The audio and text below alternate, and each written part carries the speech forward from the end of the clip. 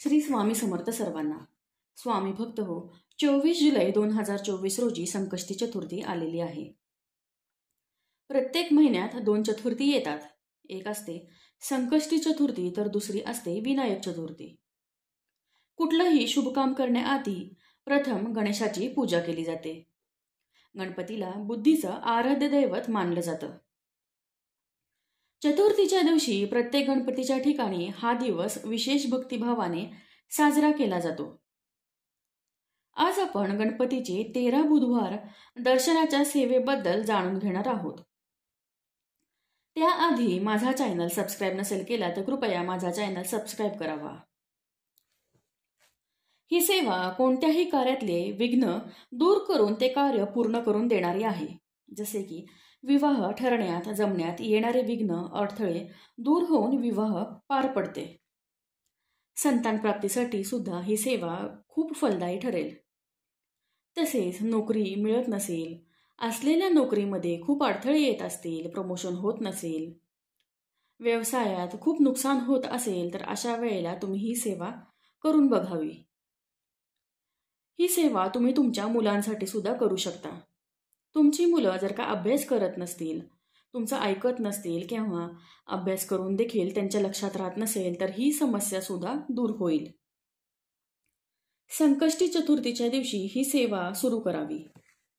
कोणत्याही गणपती मंदिरात जाऊन गणपती बाप्पाला हात जोडावे व आजपासून मी 13 बुधवार तुझ्या दर्शनाला येणार आहे.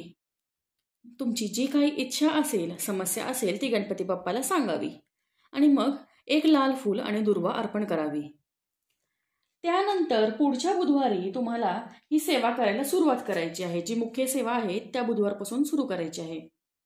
अशी तुम्हाला 13 बुधवार ही सेवा चालू ठेवायची आहे.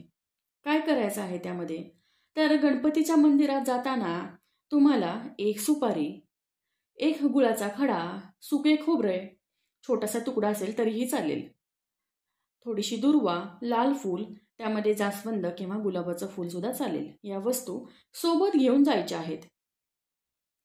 देवळात गेल्यावर सर्वप्रथम सुपारी ठेवायची आहे गणपती बाप्पा समोर, मग गुळ खोबरे ठेवायचे आहे, मग दुर्वा अर्पण करायची आहे आणि मग लाल फूल अर्पण करायचं आहे. हे करून झाल्यानंतर तुम्हाला प्रार्थना करायची आहे आणि परत एकदा मनातली जी काही इच्छा असेल, समस्या असेल ती गणपती बाप्पाला सांगायची आहे. त्यानंतर गणपती बाप्पा समोर बसून तुम्हाला अथर्वशीर्षाचं पठण करायचं आहे.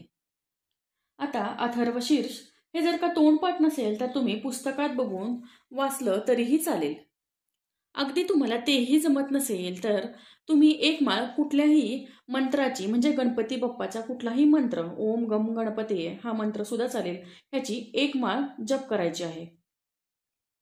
ही अशी सेवा तुम्हाला 13 बुधवार याच पद्धतीने करायची आहे आणि तुम्हाला एकाच गणेश मंदिरात जायचं आहे हे लक्षात राहू द्या. ही सेवा अत्यंत सोपी आहे आणि प्रभावशाली सुद्धा आहे. अगदी 10 मिनिटात ही सेवा करून पूर्ण होते. ही सेवा स्वामी केंद्रात येणाऱ्या अनेक स्वामी भक्तांनी केली आहे व त्यांचा चांगला अनुभव सुद्धा सांगितला आहे. ही सेवा अगदी तुम्ही कुठल्याही सर्वसामान्य माणूस सुद्धा करू शकतो. खूप कमी खर्च देणारी आहे पण फळ मात्र मोठं देणारी आहे. तुम्ही पूर्ण श्रद्धेने आणि विश्वासाने ही सेवा करून बघा. तुमची समस्या नक्कीच दूर होईल आणि आयुष्य मार्गी लागेल. अगदी जर का तुम्ही कुठल्या कामासाठी खूप झटत असाल आणि ते काम होतच नसेल, जसं की तुम्ही तुमच्या मुलांसाठी ॲडमिशनसाठी खूप प्रयत्न करत आहात पण त्यांना त्या कॉलेजमध्ये किंवा त्या कोर्ससाठी ॲडमिशनच मिळत नाहीये, तर ही सेवा तुम्ही करून बघा. ही इच्छा तुम्ही गणपती बाप्पा समोर सांगून बघा. हे बुधवार होता होता तुम्हाला ह्याचा फरक नक्कीच पडेल. ही छोटीशी सेवा तुम्ही नक्की करून बघा आणि तुमचा जो काही अनुभव येईल तो आमच्यासोबत नक्की शेअर करा. आजसाठी एवढेच. धन्यवाद. व्हिडिओ आवडला असेल तर एक लाईक नक्की करा आणि कमेंटमध्ये श्री स्वामी समर्थ आणि गणपती बाप्पा मोरया लिहायला विसरू नका. धन्यवाद.